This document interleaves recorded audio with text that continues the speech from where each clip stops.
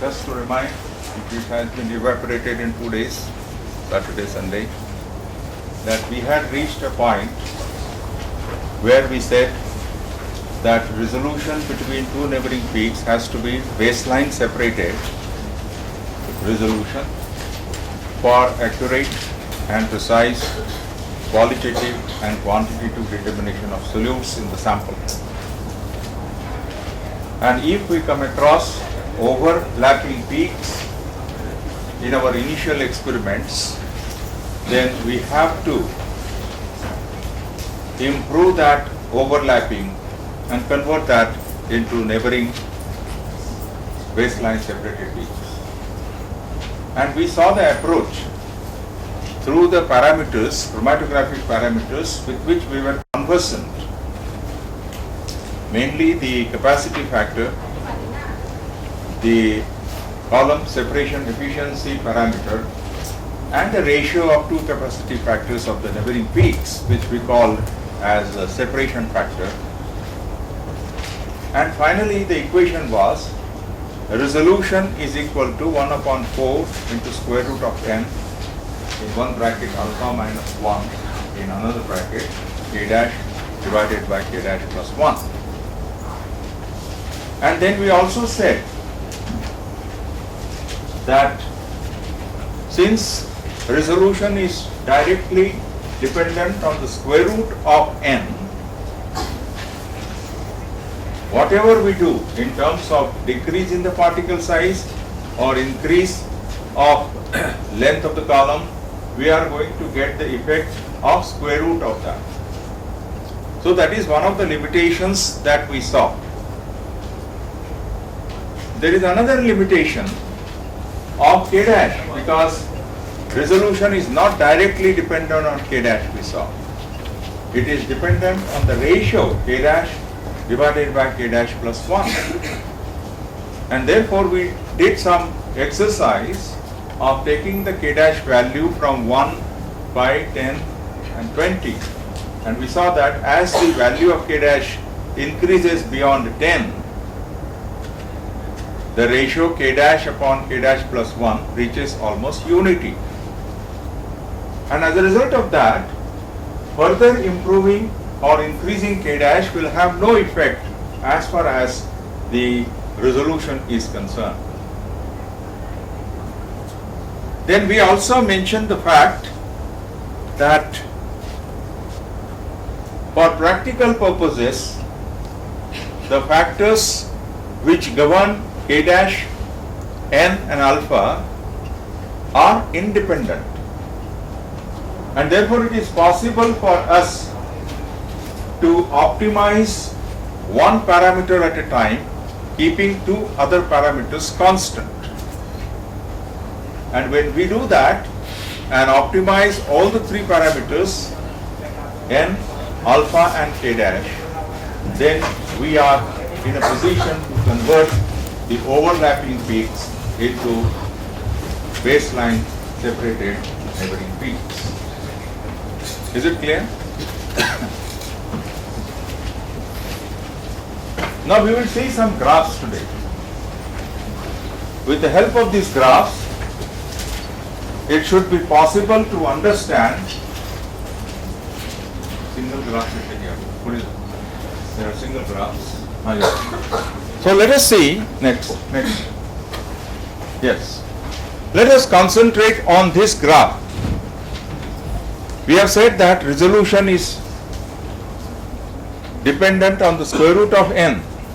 So this is what this graph says, that if we plot the number of theoretical plates, that is column separation efficiency, as a function of column separation efficiency, as a function of what? RS, resolution. Resolution is 0.51, 1.52, 2.53. It immediately appears to us that yes, in the initial stages, as n increases, there is increase in the resolution, but then it tapers off. It means that it is not proportional to the increase of n, and therefore you get a graph of resolution as a function of theoretical plates, that is column separation efficiency of this nature. Next. We had seen this experiment also, done this exercise, that beyond the value of 10, the ratio of k dash upon k dash plus 1 reaches unity, and therefore further increase in the value of k dash does not increase resolution at all. Come to the first. Earlier. Yes. Now look at this graph. It's not a wonderful graph? Here, resolution is increasing sharply with slight change in the value of alpha, the separation factor.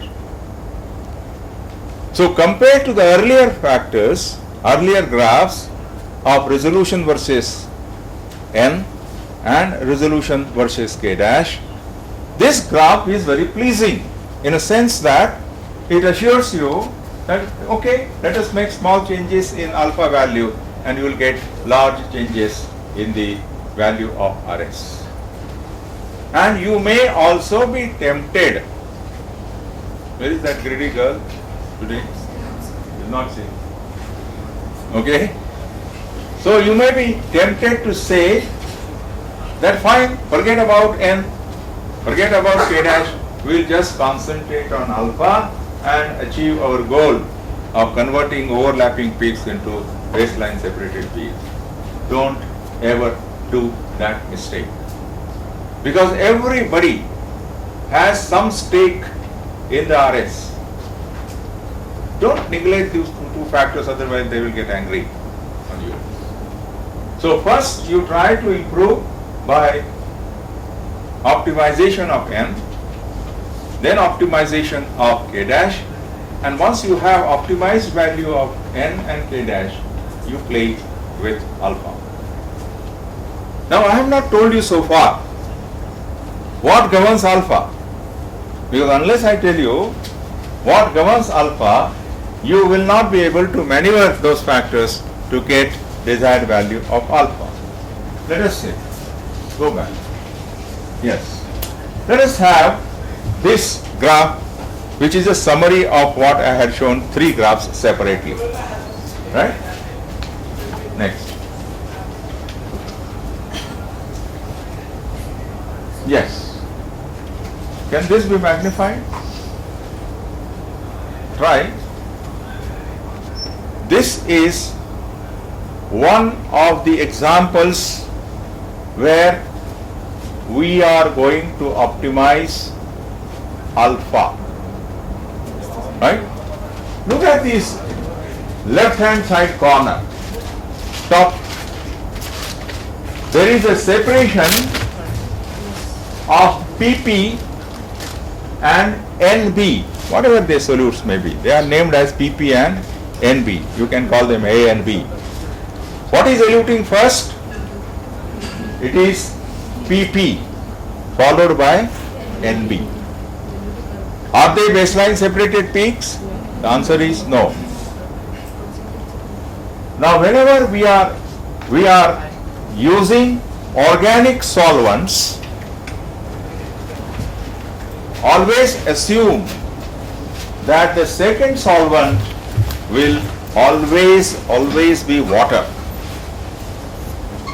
So in this example of overlapping peaks of PP and NB in that corner, we are using a mobile phase of 60% acetonitrile.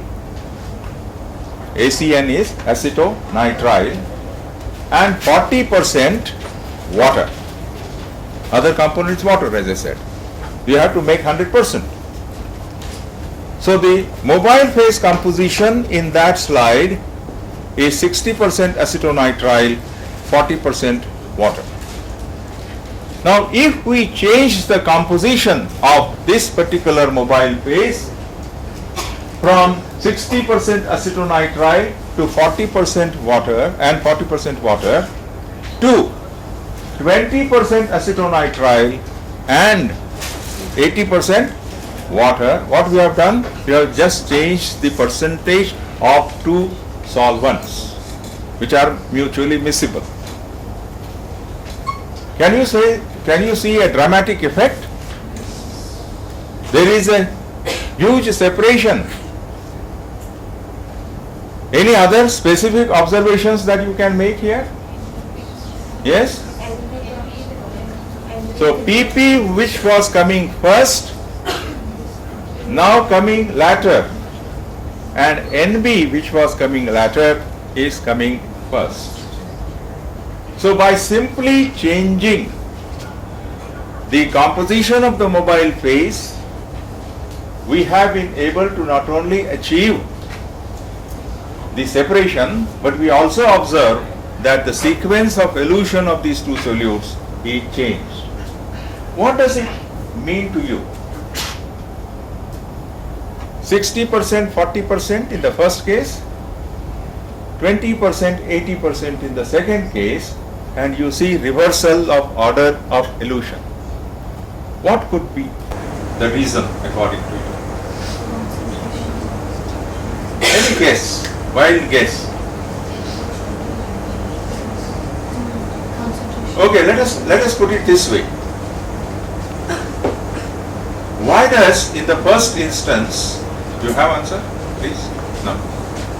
If you, in the first instance, PP is coming out first. It means its solubility in the mobile phase is more. Or we can say its affinity towards mobile phase is more. So it spends most of the time in mobile phase and moves faster. Compared to that, NB is soluble in the other liquid or stationary phase, correct? And therefore, it doesn't spend that much time as PP does in mobile phase, so it lags behind. Now, in the light of this explanation, can you tell me that when we change the composition of the mobile phase, why does now NB comes out first and PP comes out later? Yes? NB is more polar, so it dissolves in water and elutes first, whereas PP is relatively less polar and elutes later. Correct. Absolutely right. You claim your gift, whatever it is, subsequently. What does it mean? What we have achieved? We have achieved relative affinity. Change in the relative affinity of the two solutes in such a way that one solute is made soluble in one phase compared to the other solute. And therefore, one of the ways of achieving good separation through alpha is try to change the composition of the mobile phase. Look at the right hand side. There is a separation, almost baseline separation of NP and PP. 60% methyl alcohol, 40% water. Please remember and concentrate that from 60% acetonitrile, if we change the organic solvent completely to 60% methanol, right hand side, we are achieving baseline separation with NP and PP. Again, of course, change in the sequence of. So another way of bringing about baseline separation is, instead of acetonitrile, you can shift to methyl alcohol. In the right hand side down, we change 60% methanol to 20% methanol, like what we did here. Do you get separation? Very good separation. Then between 60% methanol and 20% methanol, what would you prefer? 60%. Because 20% methanol is a waste of time. Analytically, you are wasting time. and whatever we are achieving with 60% methanol, 40% water is good enough for us. So what we have seen in these two pictures, that the factors which govern alpha is composition of the mobile phase, or on the mobile phase itself, instead of acetonitrile you shift to methanol, still you get, or instead of not changing the organic solvent, you change the composition, as we have seen. The next slide, please. Yes, look at this left hand side. Don't take down anything, you will have it. What I am trying to do today at the end of the lecture is, for the first theory of chromatographic separation, first part, the class representative of each class, right? Bioanalytical sciences, 5-year integrated, then nutraceutical and RUYA group also. They can copy that from this place and then distribute to your colleagues. Instead of, copying 80 or 100 times, it will be better. Okay? So don't worry about this taking down. Just concentrate on the nature of the graph. There are 5 peaks there.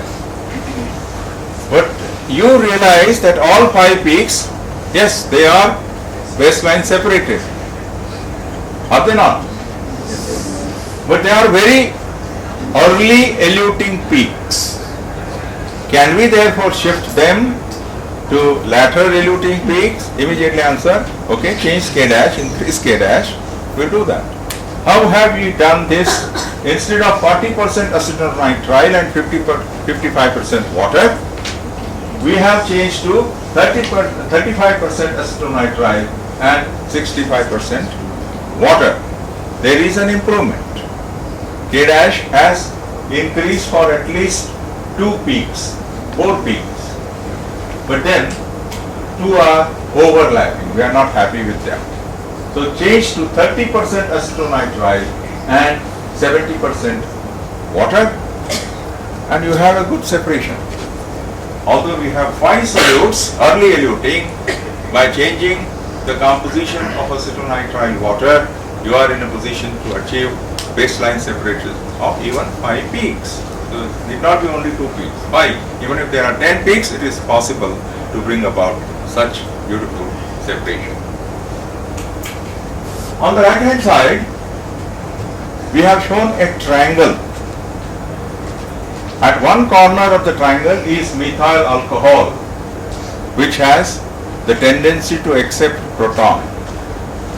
Acetonitrile is the proton donor, and you have THF, that is tetrahydrofuran, right? And this is dipole interaction. It interacts with the polar solutes and brings in changes in the dipole, and thereby making separation. So these are the 3 solvents which are frequently used by reverse phase mode of separation in liquid chromatography.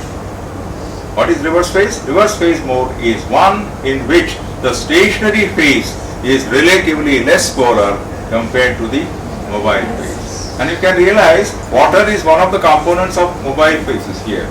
It's polar, and therefore relatively the stationary phase is less polar, so it's a reverse phase mode of separation. So your choice of methanol or acetonitrile or tetrahydrofuran will be governed by the nature of the solutes that you have.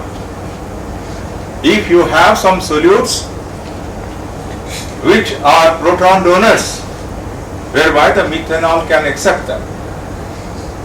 Methanol is proton acceptor. This is proton donor. If you have proton donor solutes, best thing is acetonitrile. Or if you have semi-polar solutes and tetrahydrofuran can influence the dipole moments and thereby bringing about the separation, you can use tetrahydrofuran. But in all these three organic solvents, water will be another solvent in different percentages, volume by volume. Right hand side picture you see, there are two overlapping peaks with 40% acetonitrile, 60% water.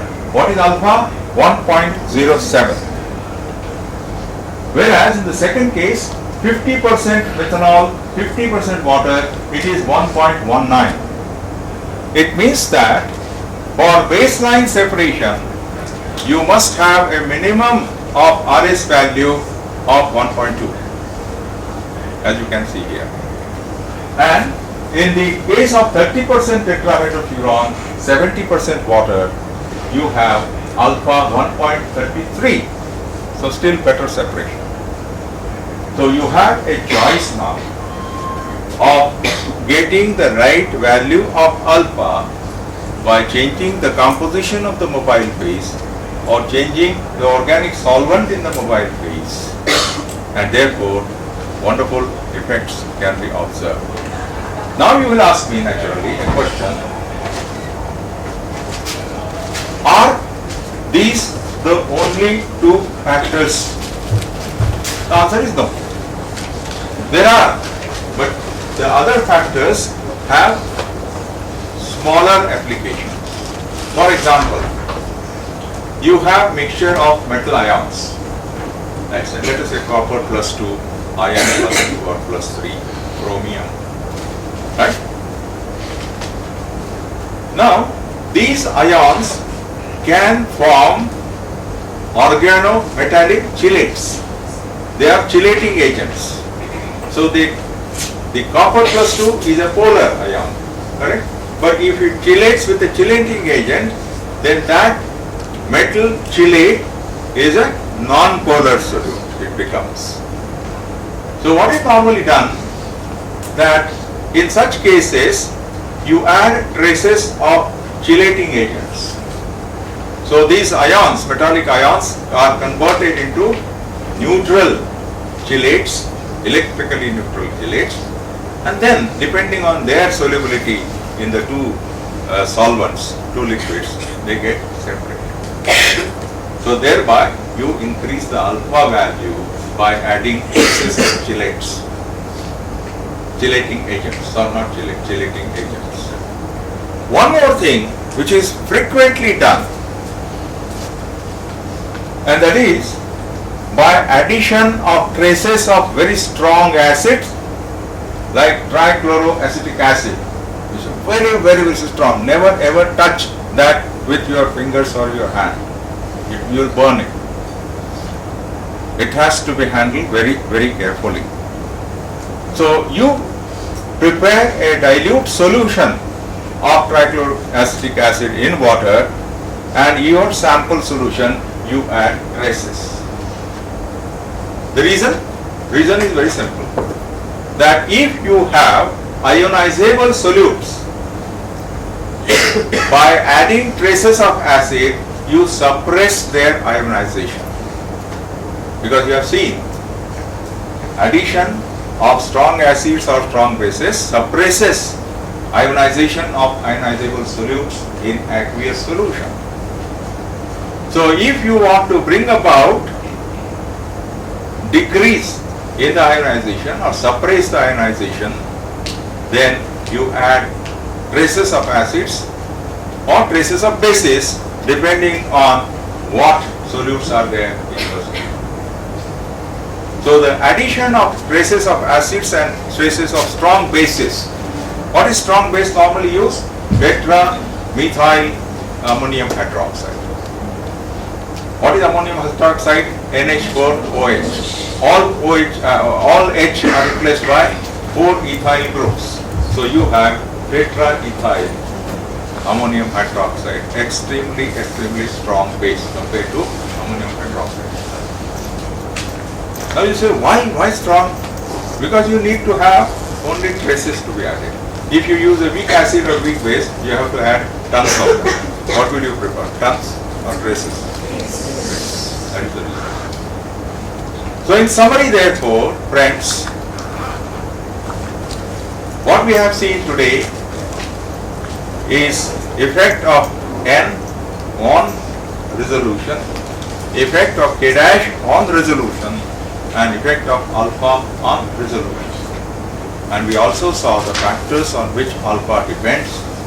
And please be under clear-cut understanding that you cannot only play with alpha. To begin with, yes, if alpha plays a dramatic role, go ahead with that. But it doesn't, then you have the two other weapons at your hand which you can use judiciously. What is important is judicial use of every weapon that you have at your disposal in chromatographic separation. Friends, this completes the theory of chromatographic separation. And whatever we have discussed, whatever till today, last 3 days, and today for some time, is applicable to all types of chromatographic separation.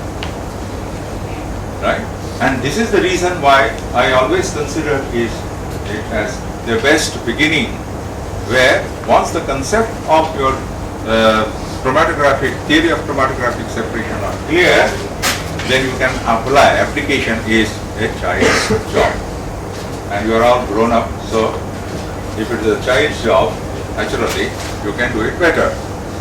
That is what is expected of you. Now I will give you few minutes just to concentrate, close your eyes, concentrate on what has been discussed so far right from day one, and then say, oh, this is the thing which I have not understood, I must ask sir. Or this is the point which is not clear in my mind. I will do that first and then go to the next. Highly respectable political leader, he went to a school and he addressed the children, school children. Well, my children, you must remember that you must always tell the truth. And all the children say, this fellow is again saying the same thing. They say, no, I am not teaching you any morals. I am telling you the practical utility of being always truthful. Then the children became full. What is that secret of truth that he is going to tell us? Yes, the Lord. Okay? He said, children, one thing and the greatest advantage that one has if one always tells the truth, speaks the truth, is that you don't have to remember whatever you had said earlier to anybody. Otherwise, my mother asked, why you are late today? No, I have gone to my friend, I didn't have notes, so and actually she had gone for a movie. Now next time, she said, her friend meets her mother. कसं चाललंय अभ्यास? कसला अभ्यास? तुझ्याकडे आली होती ना? You are exposed at one time or other. Otherwise, if the situation comes, you have to remember, oh, I told my mother like this. Now to circumvent that, I have to tell another path. Greatest advantage. You don't have to remember, you don't have to bother your brain. Because you always know that whatever is there, I had transparently shown and graphy and published it in 1906. And till 1939, all the researchers, all the students, all the professors interested in separating something were separating by liquid chromatography. Adsorption, partition, electrophoretic, phase exclusion, whatever. So for 33 long years, no change. ELC, paper, column, but liquid chromatography. And it was for the first time,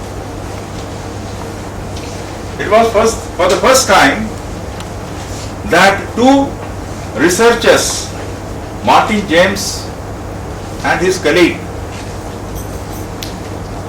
they published a short paper, and they indicated in their short paper that it is possible, or it may be possible, they said, it may be possible to separate solutes in the gaseous states also. Just an indication. And that idea was caught up by many researchers, including these two. They continued their and pursued their idea, and in 1941 they published their own findings with the photograph of their prototype instrument to show that yes, it is possible to separate solutes in the gaseous state. And that was the beginning of gas chromatography. 1941, the paper was published, and by 1960, the first commercial gas chromatograph was available in the market.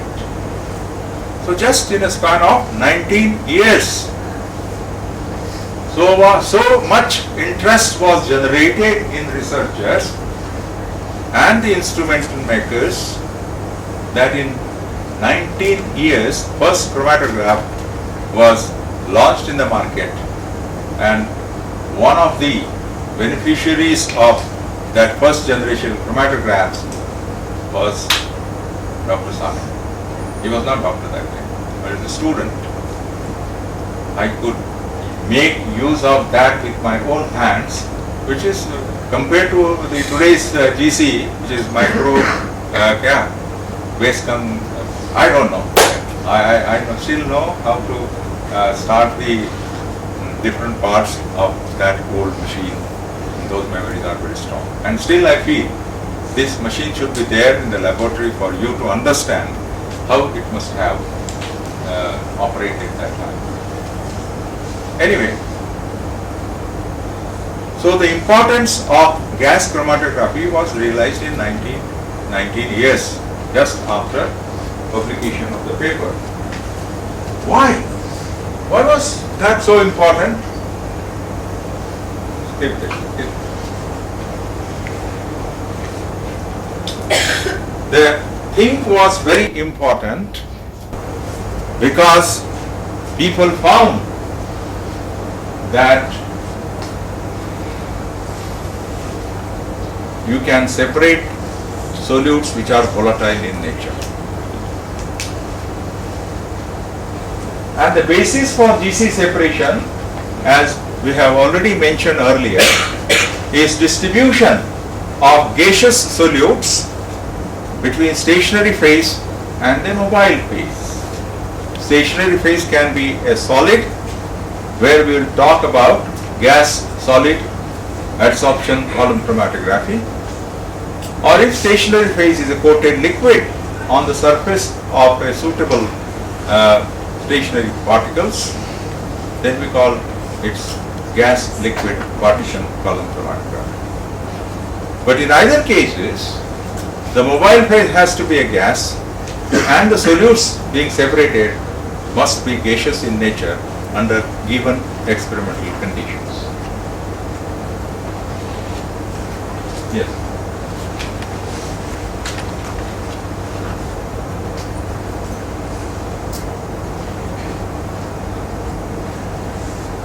Go ahead. This history I have already told. Go back. The reason why gas chromatography became so popular,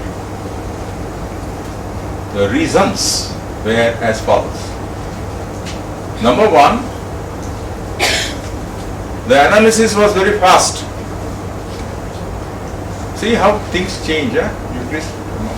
Before the discovery of chromatography by Michael Sweet, we used to say that the fractional distillation and fractional crystallization are so laborious, time consuming, and compared to that, the Sweet's experiment proved that it's very simple. Now when gas chromatography came, It takes hours. Liquid chromatography takes hours. This is very fast, which is in few minutes your gas chromatographic separation is over, even today and even that time. Then it is efficient, very efficient, providing resolution. Means column separation. When I talk about efficiency, it is column separation. Efficiency is very high, and therefore even closely related solutes can be separated very easily.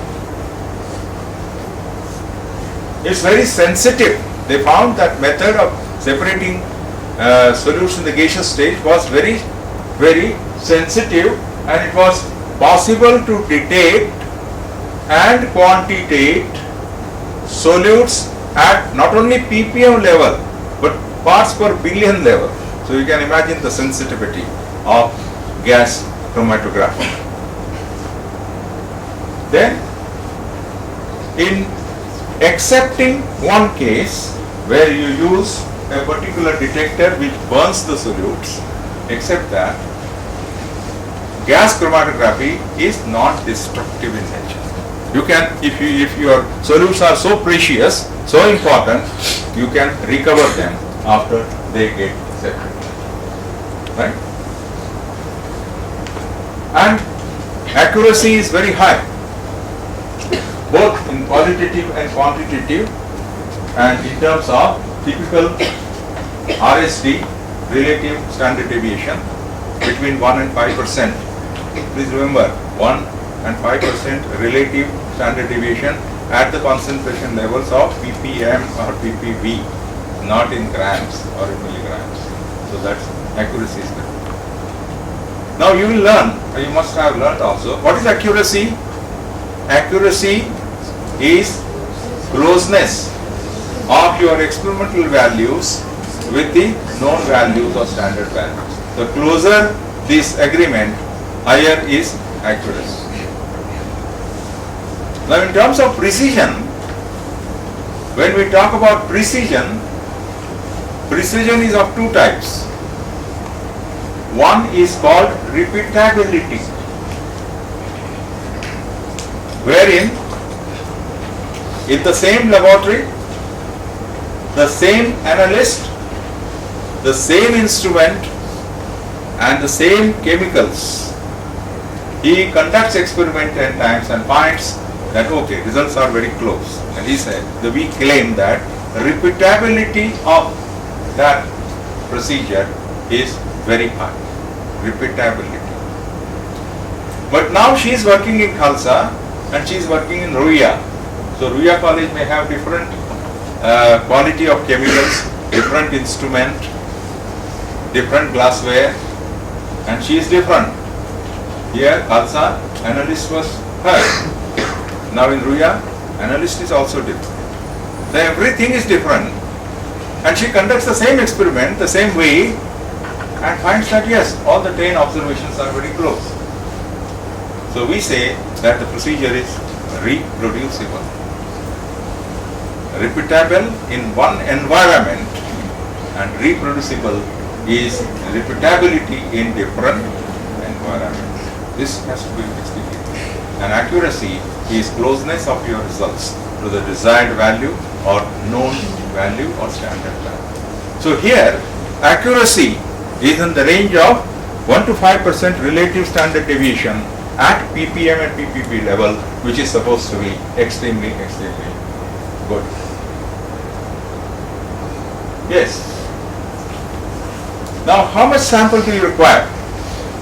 On the column, we have seen that we have to put at least 5 ml, 10 ml sample, or on TLC, some few milliliters, maybe 0.1, 0.2.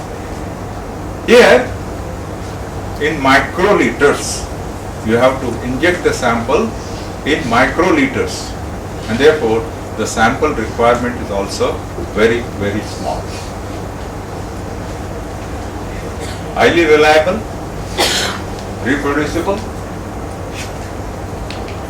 and relatively inexpensive. Why I have said here relatively, I will explain to you subsequently, but you remind me.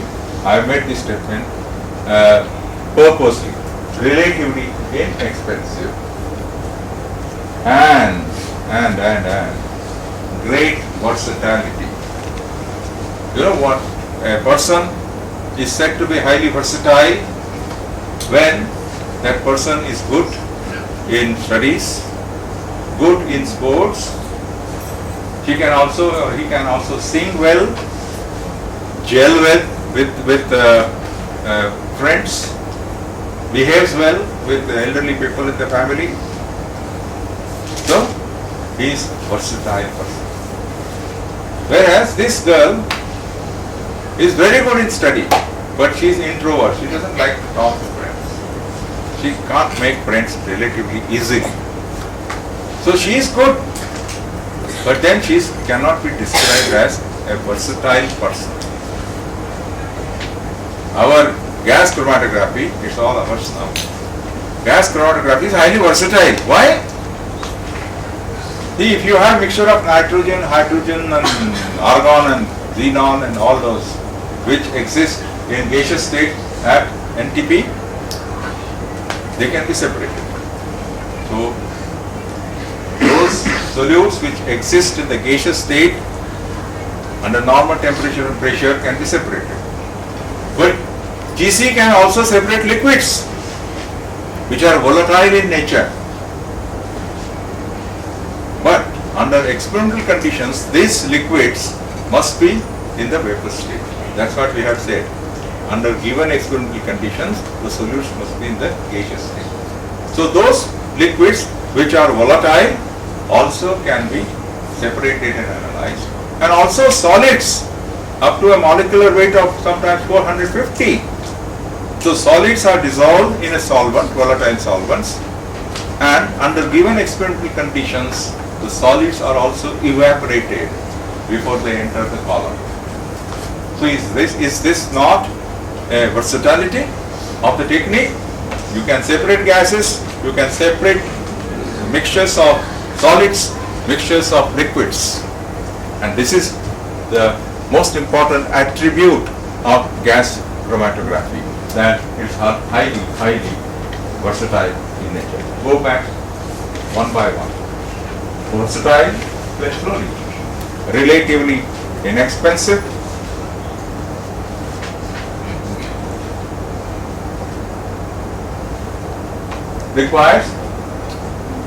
Requires small quantities of samples in microliters. Under relatively simple, operation is very simple. Yes. Inexpensive. मागे पुढे काय करतोय? मागे जा बाबा. Next, the previous.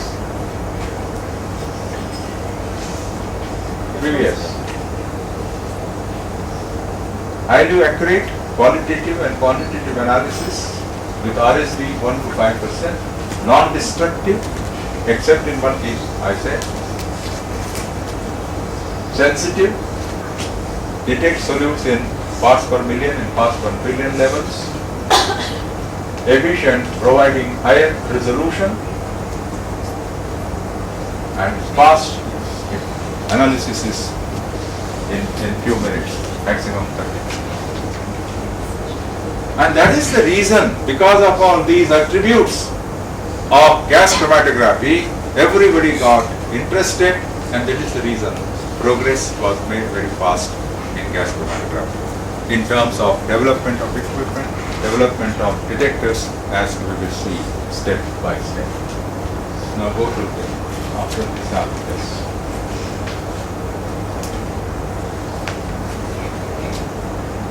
Yes. Now in this program,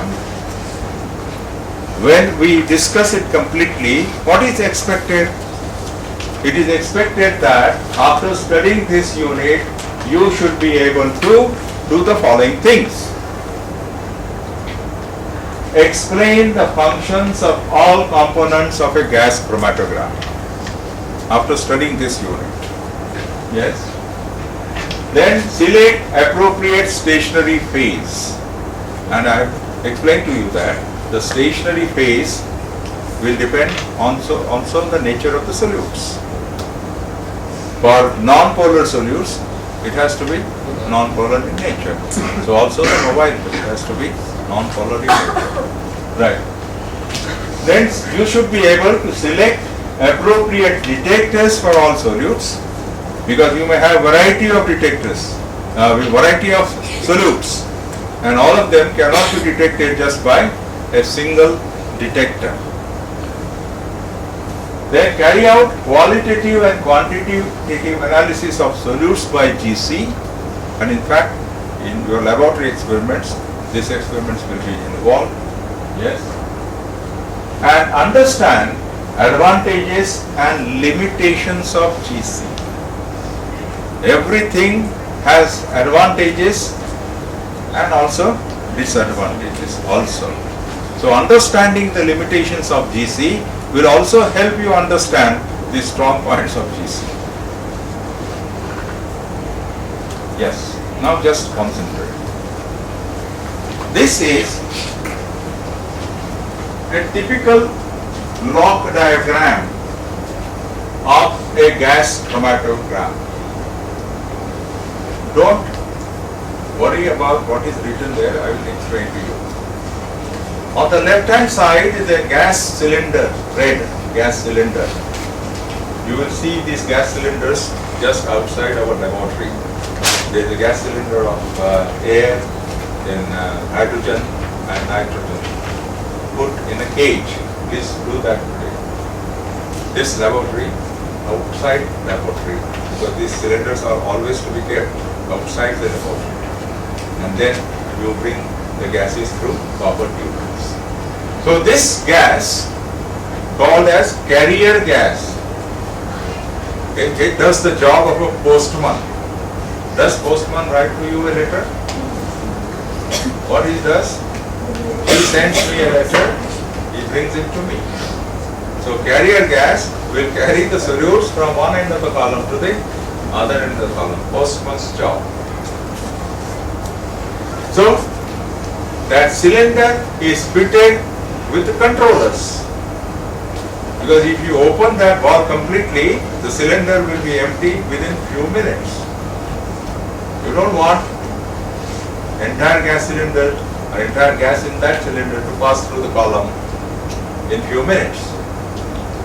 You want that carrier gas to flow through the column under controlled conditions. Suppose you want to flow it at a rate of 10 milliliters per minute, then there must be some valves, some arrangement, so that you can make it flow 10 milliliters per minute. Not only that, you complete your experiment today and she wants to repeat that experiment tomorrow. So it should be possible with the valves and other necessary things attached to the cylinder that she gets the 10 milliliter flow next day also. So the flow rate not only should be a controlled flow rate, it should be a reproducible arrangement to get the same flow rate next time.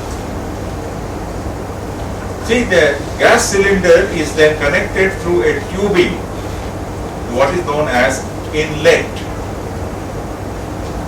That inlet is nothing but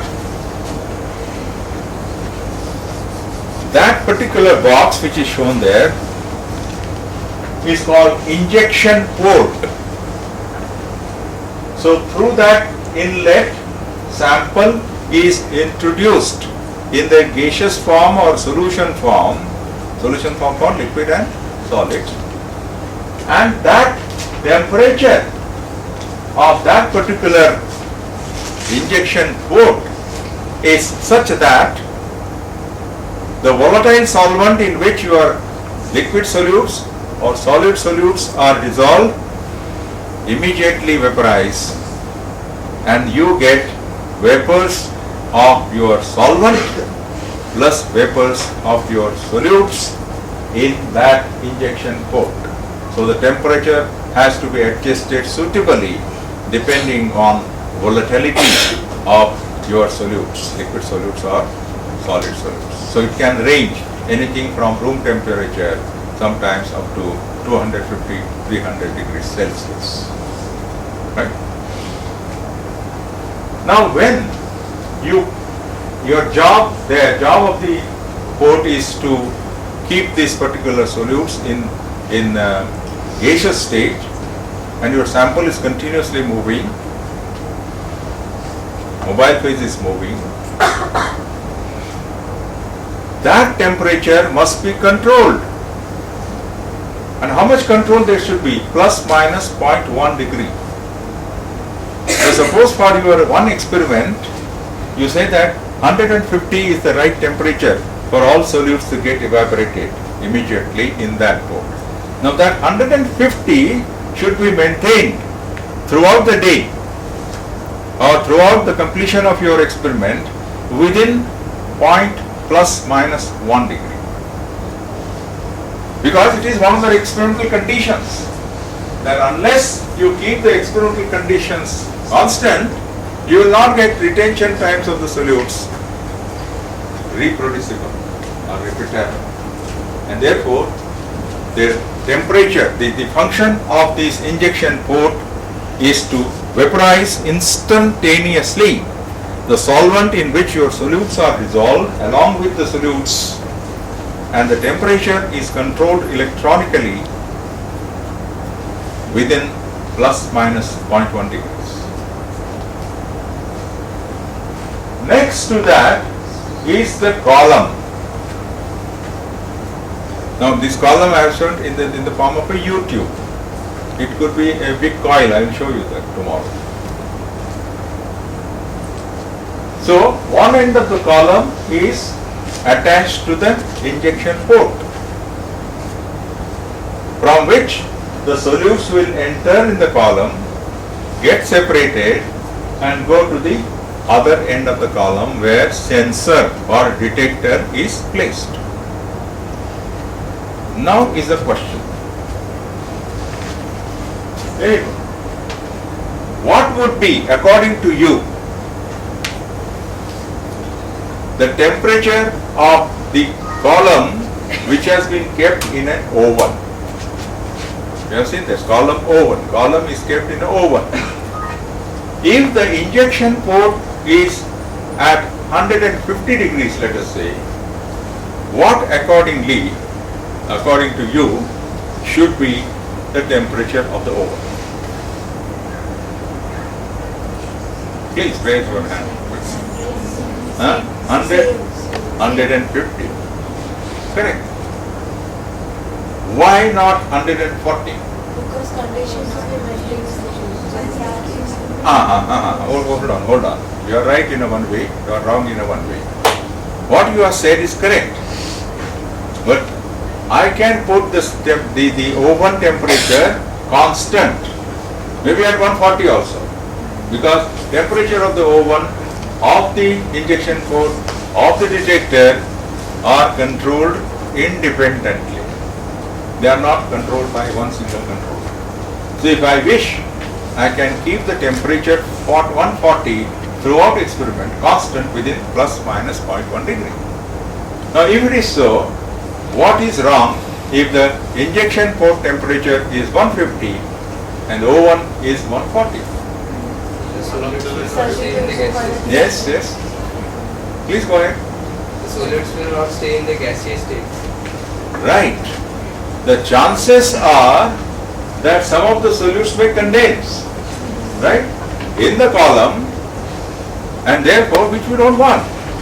We want all the solutes throughout the length of the column to be in the gaseous state till they reach even the detector, and therefore temperature of the oven has to be also equal to the temperature of the injection port. You claim you understand. Now after separation takes place, your solutes are entering into detector one by one. What should be the temperature of the detector? Same, but generally it is kept at least 20 to 50 degrees above the temperature of the oven. The reason is very simple. The detector is such a sensitive part of GC that if temperature is even 150 and it slightly reduces, the solutes are likely to condense and spoil the detector. And therefore, in order that detector be not spoiled, we keep the detector temperature normally at least 20 to 50 degrees above the temperature of the oven. Now when the detection is done, it goes to the recorder and you get a chromatogram, which is a graph of detector response as a function of time. And all this process of separation and injection, separation and detection and qualitative analysis and quantitative analysis is over in less than 30 minutes. So no wonder why those researchers were so excited that they persuaded the instrument manufacturers to go ahead and give us this. That's what happened. Now, next.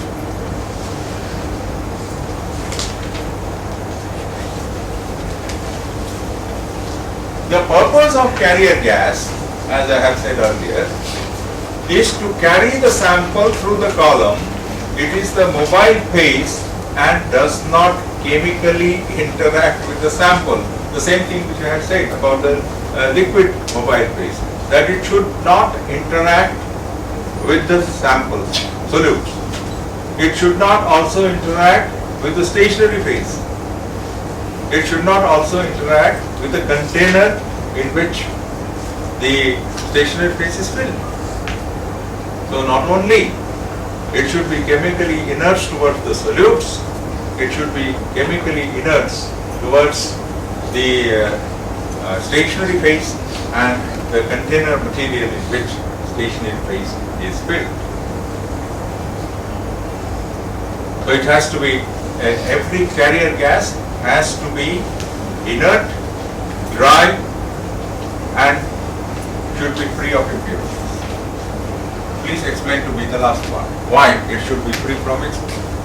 If its job is just to carry the solutes from one end to the other end, it is chemically inert, it is dry. Why it should be dry and why it should be chemically inert? We leave this question for you for a break. Break seconds of break. Now see, now ask question. Now you can. कोणाला द्यायचं रे, एकाला कुठे तर तिकडे द्यायचं, एकाला तिकडे द्यायचं, राईट? चांगली उत्तरं दिल्याबद्दल मी सांगितलं होतं की I will introduce myself first. Yes, yes.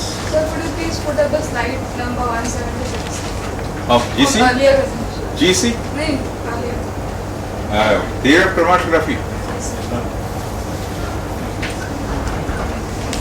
Theory of chromatography you can copy today at the end of the lecture. By the time this first slide, this one?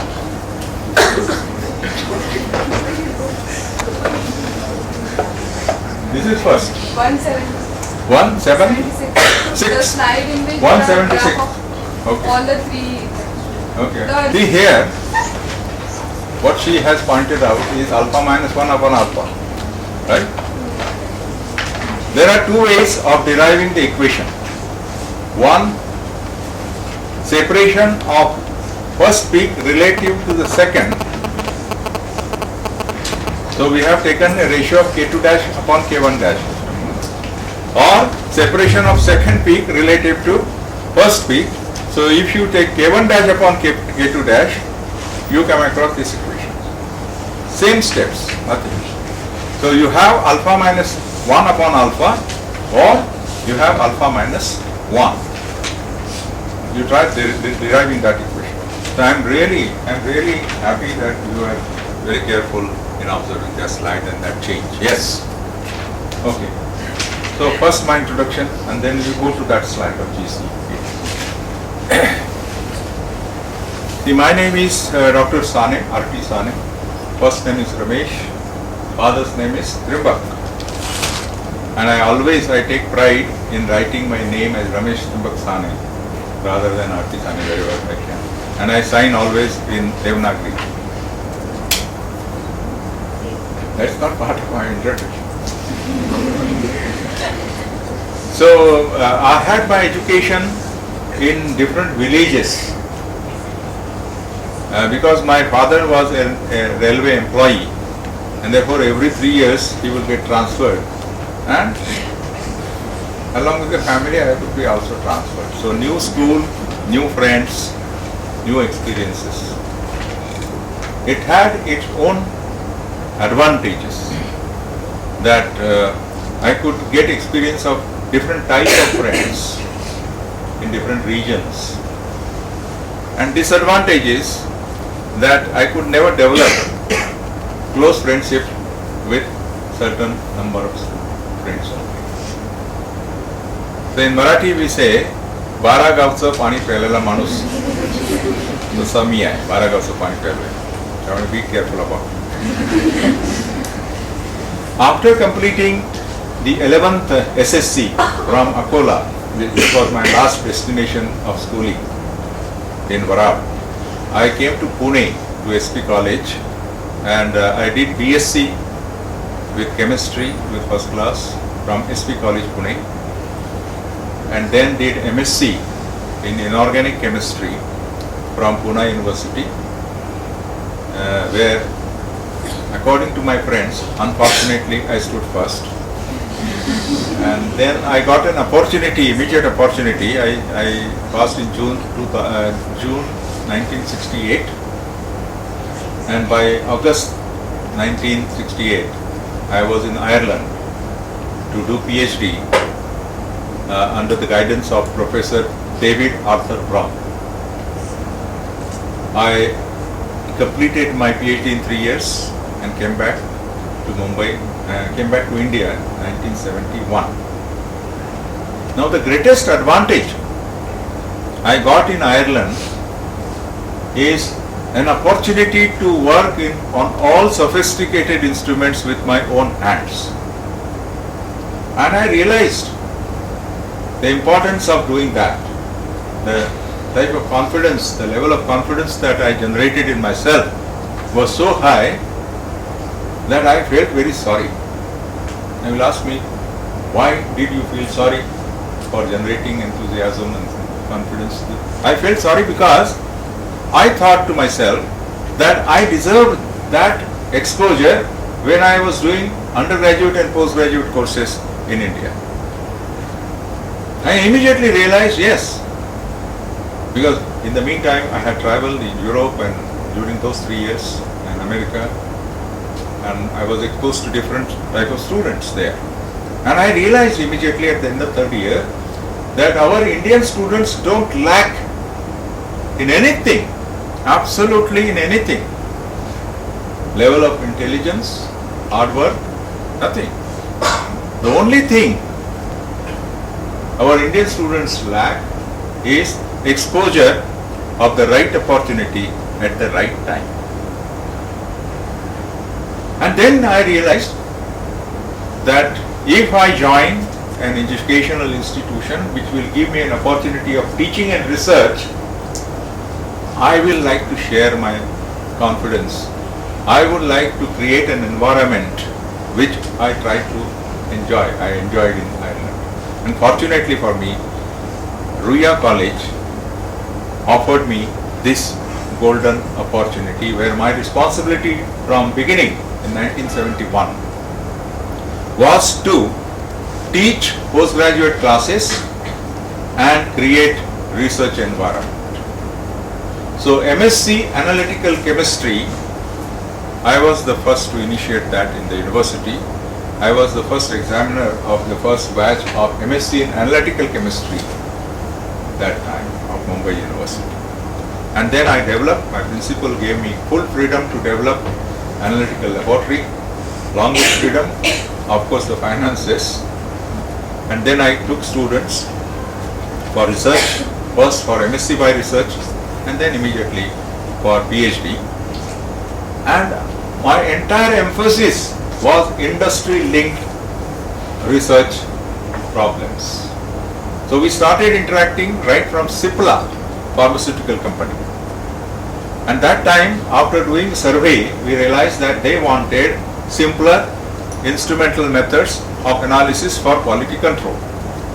I'm talking about 70s, where they did not have sophisticated instruments, they did not have sophisticated IR, they had some colorimeters, and we started developing analytical methods for them, for their practical application, which also formed the research problem for my students.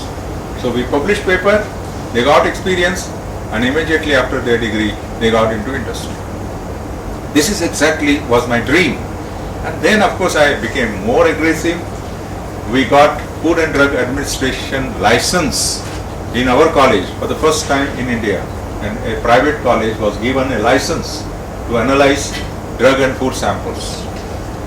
So my students got exposure to that environment of industry, which is highly regulated. So how to receive samples, how to keep the records, after analysis, how to keep the analyzed samples properly, label, and then entry of that, how to prepare an analytical report in a proper format for submission, and then how to face the inspection of the Food and Drug Administration every year. Then in 1986, I became professor, the only professor in affiliated college. Professor used to be in the university departments only. Then from that sense, lecturer, reader, professor. So I became professor. And in 1986, I proposed to my management that we should have still closer interactions with industry by having a therapeutic drug monitoring laboratory. That was the period when Government of India had announced that if any new drug molecule comes in Indian market for the first time, then that molecule has to be compared with the innovator. Suppose Glaxo is an innovator international, and suppose Cipla wanted to introduce the same molecule in Indian market in the same form, tablet or capsule, whatever. Then government made it mandatory for testing its availability in healthy human volunteers by comparing the innovator's product with the Indian product, and if these two were found bioequivalent, then the Delhi authority, drug authority, would give license to market. So that was the first laboratory which we will visit. If you are willing to do that, I can organize that visit. It is in Sane only. So that I began with the help of my principals again, and we had recently completed successful existence of 25 years. We celebrated Silver Jubilee, and that job, which I looked after for 19 years, was handed over to one Dr. Shashikumar Menon, who will be taking your classes, some of the classes. Excellent person, excellent researcher, excellent human being, unlike me. So, after that, in 1992, I became principal of Ram Narayan Ruya College, and then I continued to be principal till 2005. 30th June 2005, I retired from Ruya College, and on 1st of July 2005, next day, I joined this college as research director, and I'm still continuing to do that. But the other parts of my research achievement is that so far in 1971 to 2012, whatever number of years, 40, 41, maybe, I have guided successfully 123 PhD students, 31 MSc students by research, and I have published about 280 research papers in the international conferences. But my love for students continues. My passion for teaching continues, because still I feel I owe to this young generation of students a lot, and that is why I continue to share my teaching and research experience with students. Still I have research students in Khalsa College only. In the last 7 years I have guided so far 11, and other 8, 9 are in the pipeline. Then I have stopped registration of new students because I am 67 years old by the time by the, and it's a side information. But then if somebody asks me what is your age, she knows my favorite answer. Every year I say, I am 16 years old. Right? Now this year, if you ask me the same question, I will say, I am 16 years old with 51 years of experience. So next year I will be 16 years only, but 52 years of experience. And therefore, by interacting with young students like you and the research students, I have been able to keep my age 16. Okay? Okay. Why do you want carrier gas dye? What happens if it is moist? It contains moisture. It will. Okay, what she says is it will change the temperature. But you know, the time everything enters in this. The carrier gas also enters through 150 degrees or whatever temperature. The steam will also evaporate, right? And therefore, steam will enter the column along with the solutes, and presence of moisture on the column, we will see from the graph, it disturbs the nature of peaks. That is why moisture is avoided, and you will see in our laboratory or in Ruya also, in other colleges, where there is a trap. Take care removing of moisture before the carrier gas enters into gas compartment. Why it should be free from impurities? Extra. Who would say extra? It would give a peak in the. It is also. See, if there are impurities in the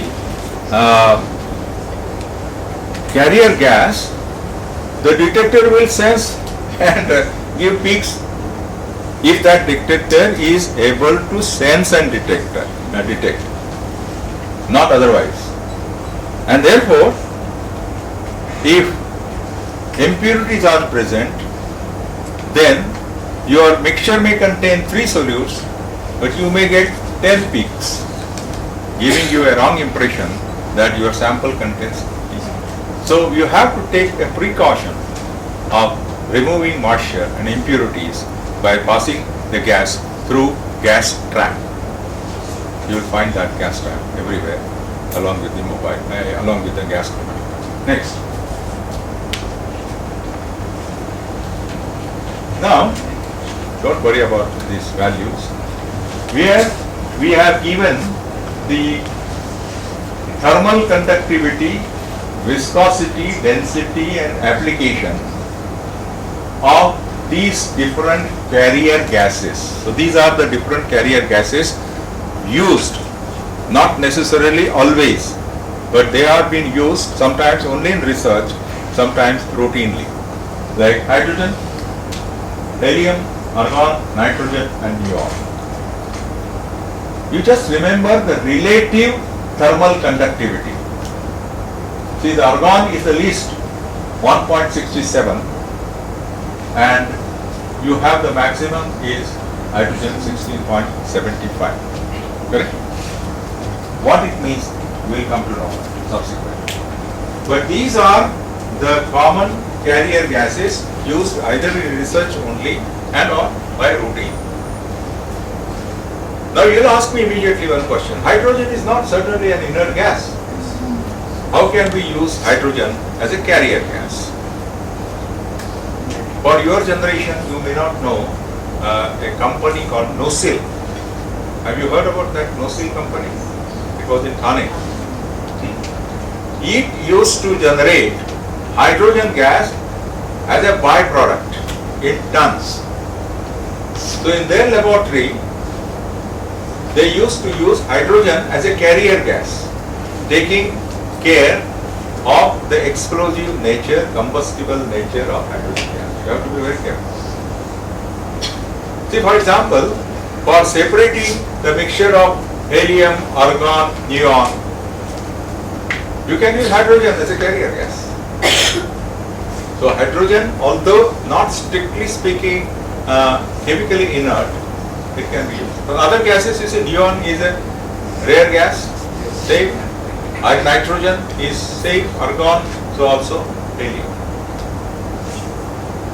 Now there are two auxiliary gases that I have cited. One is oxygen, second is air. So in gas chromatography, for one particular detector, you have to use a mixture of hydrogen and oxygen, or hydrogen and air, depending on the availability.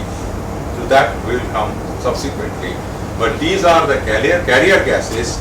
Oxygen and air are not carrier gases, they are auxiliary gases necessary to create a flame for that detector, and therefore mixture of hydrogen or oxygen, pure oxygen, or hydrogen and air, pure air, they are used in gas chromatography separately. Next. Yeah, this is the track what I was talking about. You have the gas supply going through this lifter consisting of hydrocarbon trap, moisture trap, then oxygen trap, and then the indicating oxygen trap, and then through the instruments. And therefore the material which is filled in these different traps has to be periodically either activated or changed. It is possible to activate. For example, if you have a charcoal, it is used, you can put it in oven and activated charcoal. You can activate it again. So also silica gel to take care of moisture. Silica gel you can heat, moisture absorbed is removed, it changes the color to pink again, and then you can use that. So either activate or change.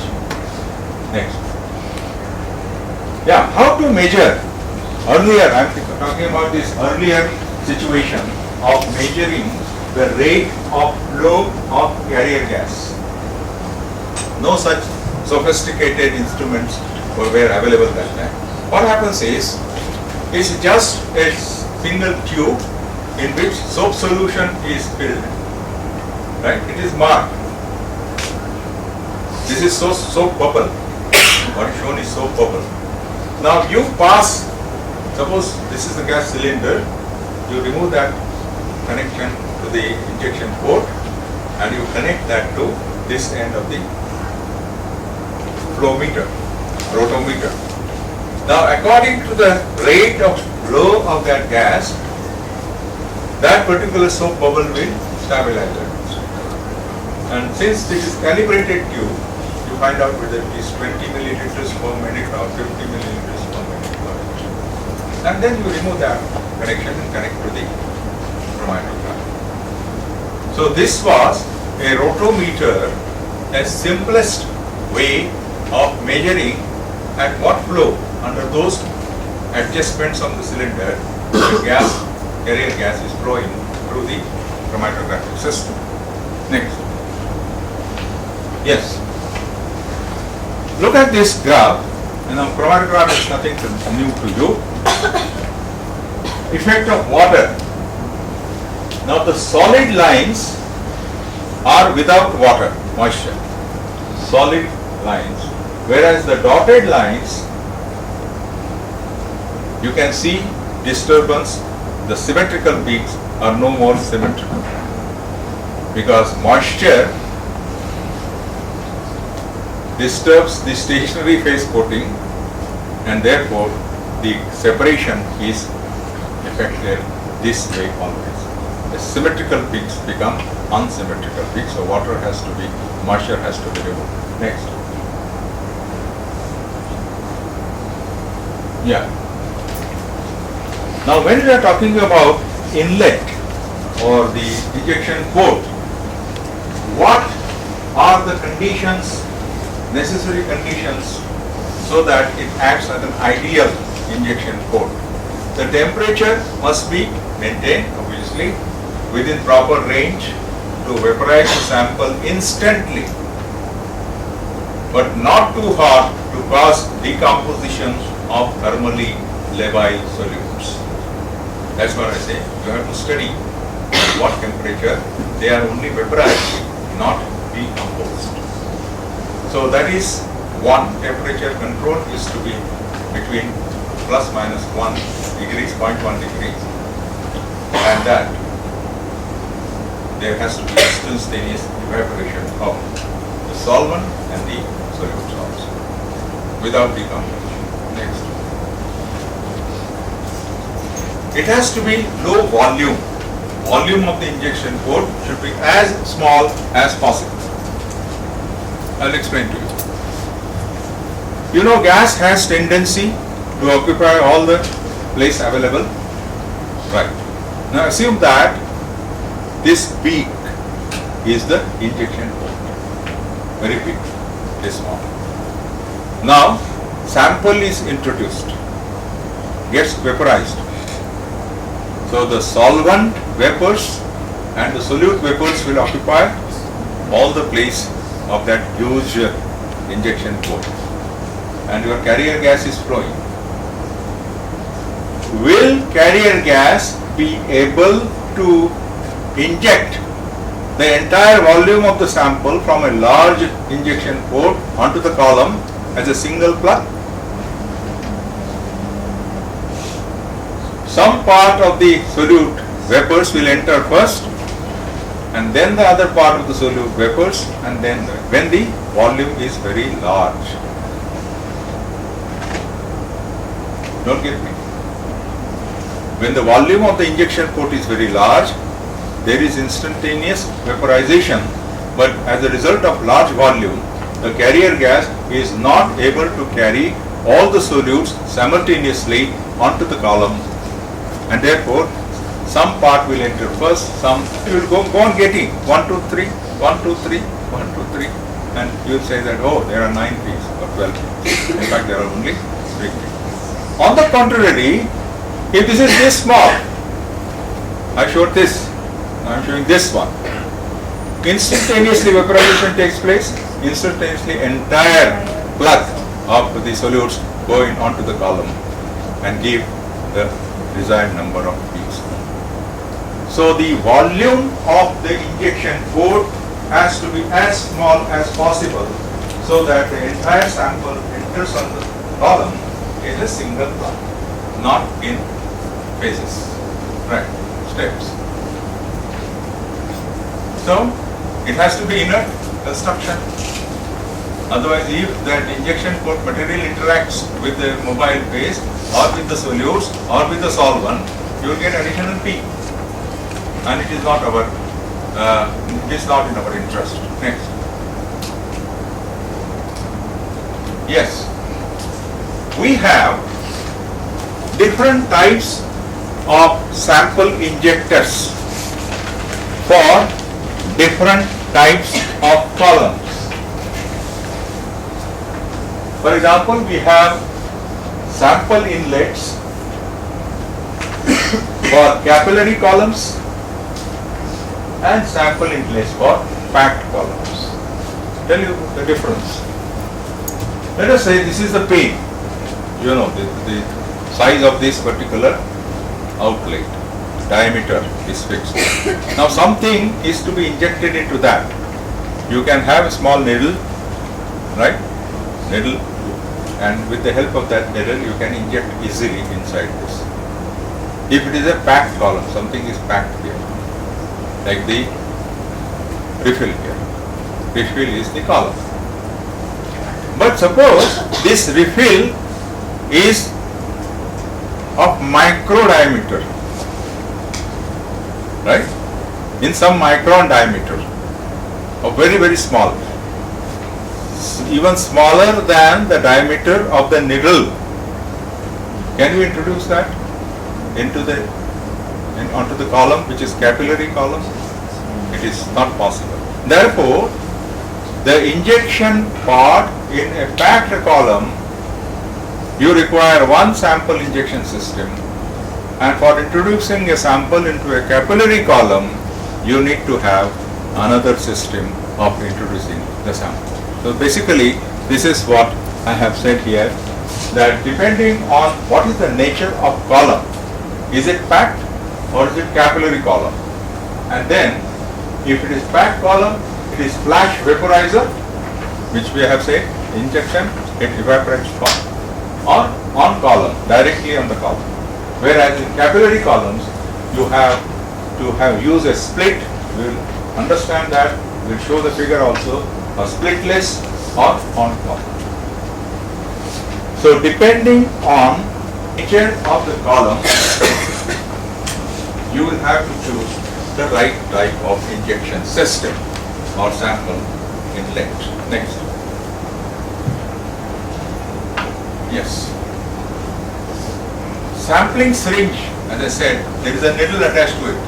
So you suck few microliters of the solution and inject into the injection port with the help of the needle, which may not be possible for capillary columns with this needle. That is, to understand only about this. There is an animation that I can yes. So look at this.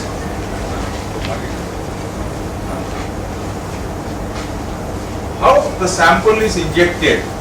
A fixed volume of sample, how it is injected, just have a very close look at it.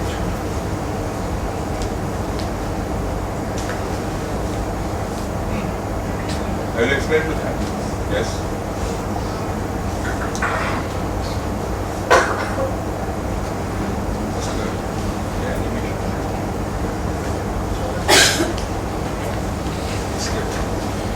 Take the liquid in a macro syringe, right? You may, you can play. Okay. Can you play?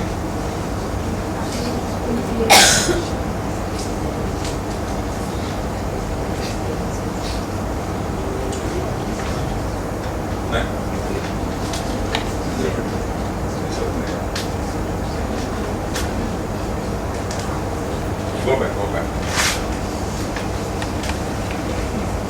This is shown in terms of a liquid, right? But the functioning of the cell and 6-port valve is the same. Let us see now. Yes. Only mobile phase moves through the column. Only mobile. Next. A sample is introduced there, blue one, right? Now this one, that loop one, is a fixed volume loop. So it accommodates a fixed volume, the other goes back to the west. Now see, the valves are changed. Now see, mobile phase moves through the loop, fixed volume loop, and then takes the sample solutes onto the column. Show that again. Show that thing. So the concept of fixed volume loop is very important. Fixed volume loop. How much? It doesn't matter, because the loop will be able to accommodate only a fixed volume. Right. Loop will be able to accommodate only a fixed volume, right? And the excess of that is going to the west. Right. Now there is shifting of valves again. Yes. See, now the mobile phase going through the loop, so carrying the fixed volume of your sample on to the column.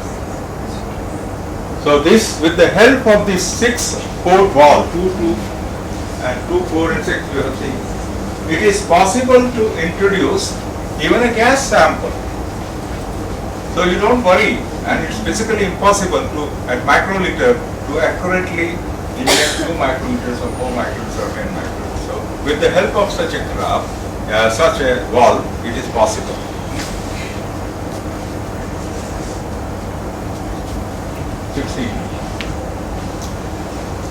0.16. And therefore, next.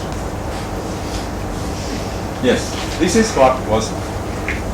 This is directly into the wall and then onto the wall.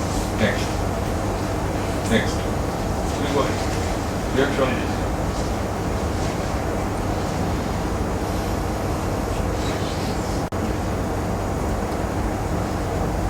Yes.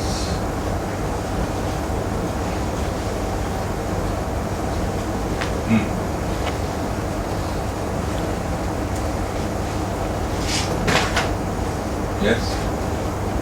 Right. Now see here. In this figure, we are injecting through the syringe needle directly on the column. Right? Whereas, in case of a capillary column, it is not possible to do that. So what is done is, okay, carrier gas is moving and through the column. There is a septum made up of Teflon. It's a Teflon septum, so which can be pierced again and again, and it is self-sealing. Once you take out the needle, it seals itself. Not indefinitely, but at least 50-100 injection. Then if it starts leaking, you take out, change it, put the plate. So through the septum, you inject large volume of your gas sample.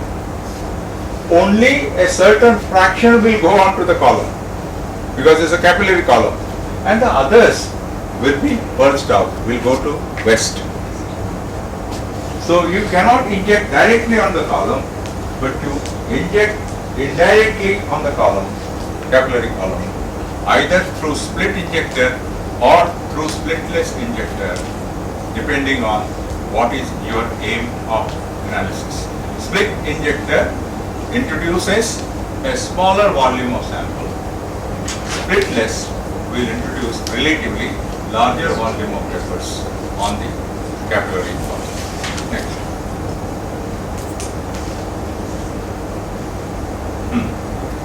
Now so far we have seen only GSC and GLC as classification of gas chromatography.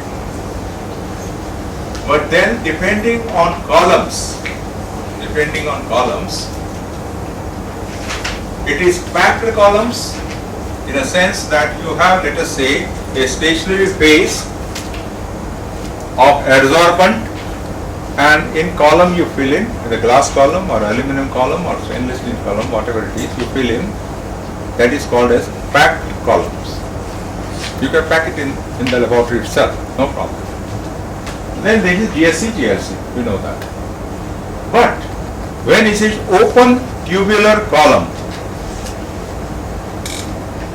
when you have a column like a capillary, you cannot fill anything inside it.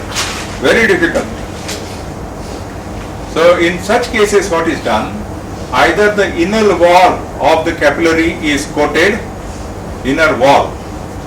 So the central part of that capillary remains an open tube. Right? Only the wall is coated, the central part of that capillary remains as an open tube, and therefore it is called as open tubular column. So open tubular column, OTC, are of different three types: wall coated, or stationary phase is coated on the inner walls, very micro particles, or porous layer is formed inside the wall. Different ways of doing, but in all these three cases, wall coated or the stationary phase coated or plot, this is porous layer open tubular column. In all these things, the inner part of a capillary is only coated and the central part of that remains as an open tube, and therefore it is called open tubular columns. Right, next. Yes. Now column is supposed to be the heart of chromatography. Why it is called heart? Because it is that place where the separation takes place. And a chromatographer is interested in separation, therefore column is described as heart of chromatography. This will make your concept between packed column and capillary column relatively clear. This is a packed column. In the U tube, I have shown you only a section of the column. On both the sides of the column, glass wool is kept so that the stationary phase doesn't come out. And inside, this liquid phase is coating on the solid support inside a column. That is why it is called a packed column. And the carrier gas flows through, brings about separation. Now in open tubular column, see the central tube is open. The stationary phase is coated either in the form of a thin film, thin liquid, or a porous material, or very micro particles which are again coated inside the wall, and therefore it can be either spot or clot, or the third type is porous material coated inside. Next. So the process of separation can be considered, we have seen that as a series of partitions where the vaporized solutes from the injection port go into the solution with the liquid stationary phase and then are re-vaporized. So exchange between stationary phase and mobile phase. The affinity of the liquid phase for a sample component determines the length or time each individual component, that is solute, will remain in the solution. After a number of partitions, the various solutes will separate into discrete bands and travel at different velocities through the column, which we have understood in the Swedish experiment itself. Same thing is in gas chromatography. The most volatile solutes usually pass through the column fast and they will reach the detector next. So the separation may be on the basis of differences in boiling points. Yes. In this case, there is a difference between gas chromatography and solution chromatography or liquid chromatography, which you must be close now. You must be very clear on that one. In liquid chromatography, we have seen that the mobile liquid phase plays a dominant role in separation because the solutes get distributed according to their affinity or solubility between the stationary and the mobile liquid phase. Right? In gas chromatography, it does not happen that way. Because your mobile phase is just a postman.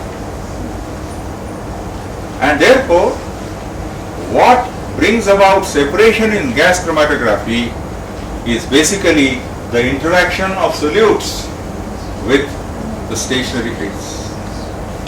If it is an adsorption, it is the differential adsorption which separates.